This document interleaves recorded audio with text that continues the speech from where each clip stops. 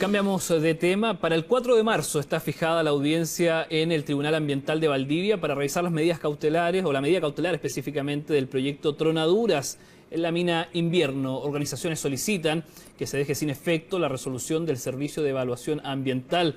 Para conversar sobre este tema ya nos acompaña el jefe científico de Wellsound, Juan Cabel, a quien le agradecemos por estar junto a CNN Chile. Muchas gracias por la invitación. Juan, te pregunto de inmediato lo que tiene que ver con la historia que ha tenido detrás esto, porque no es algo nuevo. Me imagino que tú, mejor que nadie, conoces lo que tiene que ver con esta historia de esta tronadura específica. Sí, bueno, cuando se dio la oportunidad de las observaciones de la comunidad hacia este proyecto, yo presenté algunas observaciones y algunos comentarios respecto a deficiencias del estudio en la parte que a mí me compete y que es el foco de mi interés y de mi conocimiento, que son los mamíferos marinos.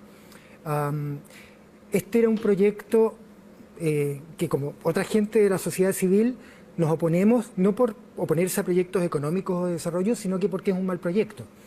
Es un mal proyecto porque los estudios realizados fueron fraccionados entre lo que es el puerto, lo que es la mina y lo que es las tronaduras ahora, en lugar de tomarlo como un conjunto, porque sin una de estas etapas no es viable.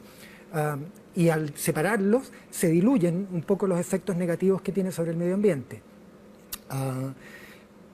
Históricamente este proyecto fue inicialmente desarrollado a fines de los 90 y del 2000 por otra empresa, Billiton, y en esos tiempos en que hace 20 años el conocimiento que teníamos sobre el área era mucho menor, ya se consideraba que en la línea base debían incorporarse a las ballenas y a las poblaciones de delfines que viven en las cercanías de Isla Riesco.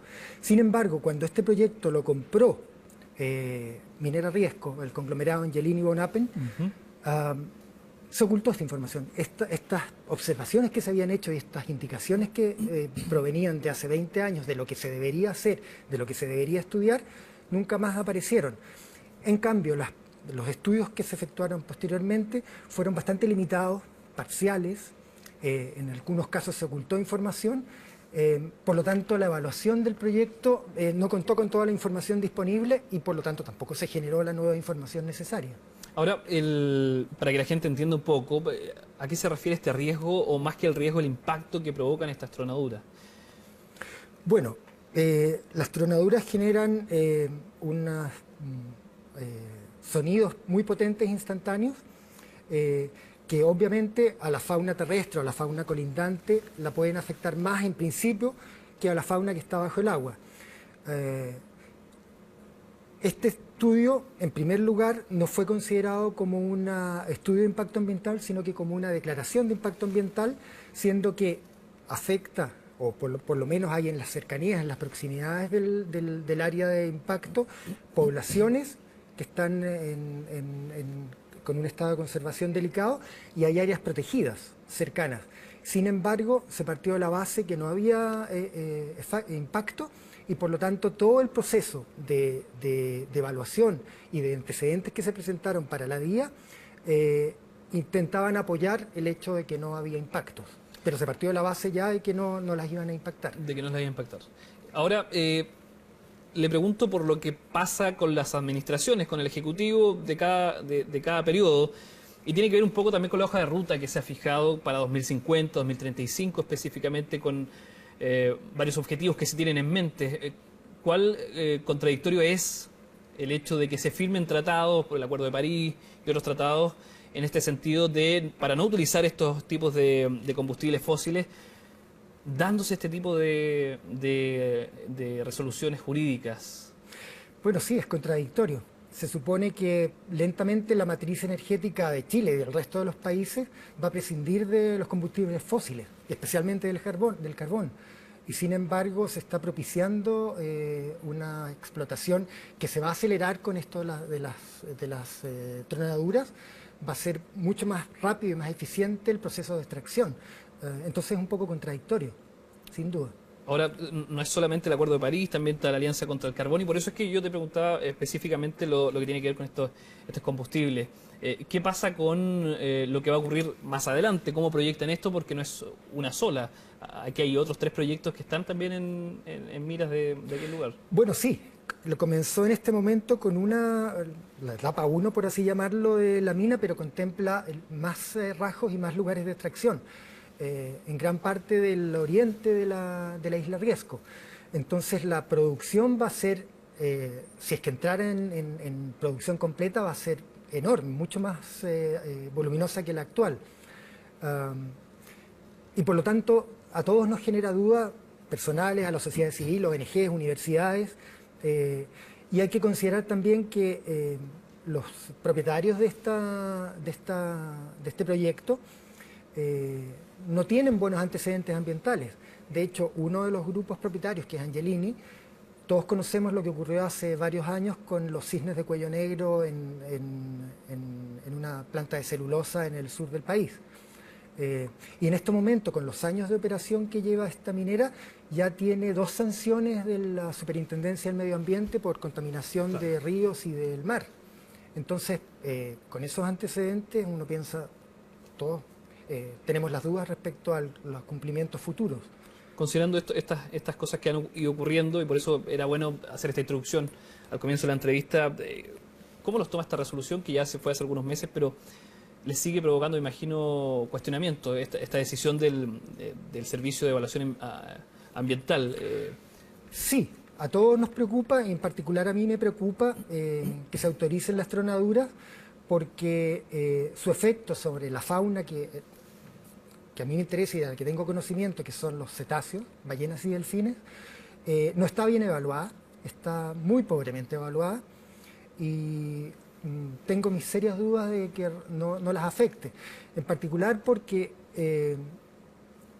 yendo al detalle, se evaluó el impacto de los sonidos de las tronaduras, pero pensándolo, analizando desde el sonido que se genera en el aire y que luego se podría repercutir en el mar, pero no se evaluó el sonido que se genera internamente en la Tierra y que pasa directamente al agua del seno Otway, que es una especie de tazón invertido, y por lo tanto funcionaría como una caja de resonancia. ¿Y eso no fue parte de los estudios que se pusieron a disposición de...? No, eso no está incluido. Están incluidos mediciones, modelos teóricos y algunas mediciones, pero siempre en el aire, y la posibilidad de refracción hacia el agua.